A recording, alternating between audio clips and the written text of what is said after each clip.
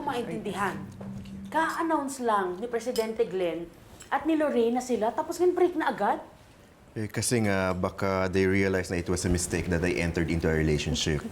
Alam mo, naawa ko dyan kay Miss Lorraine. Bakit? Awang-awa ako kasi nakaka-relate ako eh. Parang nararamdaman ko yung nararamdaman niya ngayon. Paano? Biro mo, abot kamay niya yung pagiging first lady, tapos naging bato pa. Relate na relate ako. Abot kamay mo rin? Hindi, si Miss Lorraine. Huwag niyong pagchismisan si PJ at si Ma'am Lorraine. Magsatulog na kayo. Uy, Conrad, napakaseryoso mo naman sa buhay. Ikaw mo umamin ka sa akin bilang palagi mo kasama si PGA. Totoo ba? Hiwalay na si Mr. President tsaka si Ma'am Lorraine. Your silence means yes. Wala akong sinabing ganyan. Confirm. Kung totoo man hiwalay na si Sir Glenn at si Ma'am Lorraine, maging masaya ako para kay Sir Glenn. Bakit? Hindi ko ma-imagine si Ma'am Lorraine maging First Lady. Sino na-imagine mo? Si Melody? Oo. Alam mo ikaw, naku, hindi lang gandang lamang ko sa'yo, pati utak din. At si Melody, ang chip-chip ng babaeng yun. Mabuting tao si Melody. Huwag mo siyang pagsalitaan ng Ay, hindi, ganyan. bida-bida yung babae nyo. Alam mo, Hindi sila apak bago. mo magbida-bida. Bakit? Sinong bida-bida dito, Mas bagay kami, Mel. Mas bagay Alam mo, at si Melody. Parang may Isipan ko pa spark rin sa kasi. mata nila. May firework. Mawalang galang na po. Alam nyo, nasaksihan kasi namin kung gaano kaligaya si Sir Glenn nung nabubuhay pa si Ma'am Christine.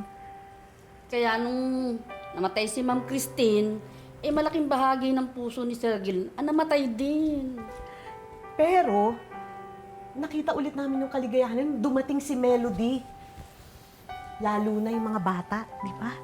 Kaya kung magkakatuluyan si Melody at si Sir Glenn, Payag tayo! Yes!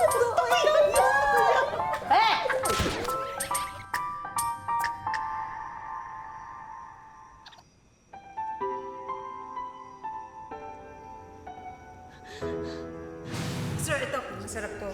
Subukan niyo yan. Sige na, ako na.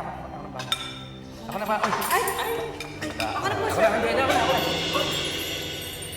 Destiny, na maging presidente kayo. At Destiny, na maging yaya ako. Para po magawa ko yung trabaho ko. At magawa niyo rin po yung trabaho ninyo. Pwede po ba mag-iwasan na po tayo?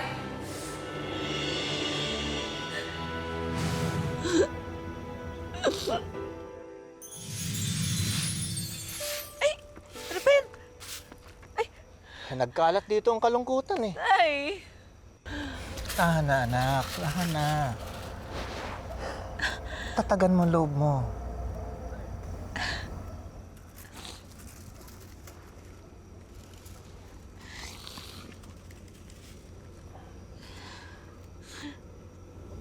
Tay, mali ba yung ginawa ko? Na hindi ko man lang binigyan ng chance na posible palang maging kami ni Sir Glenn.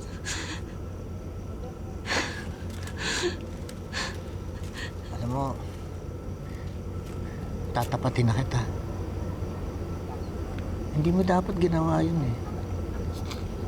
Alam mo, kung talagang yun ang nararamdaman mo para sa kanya, bakit mo isasakripisyo yun?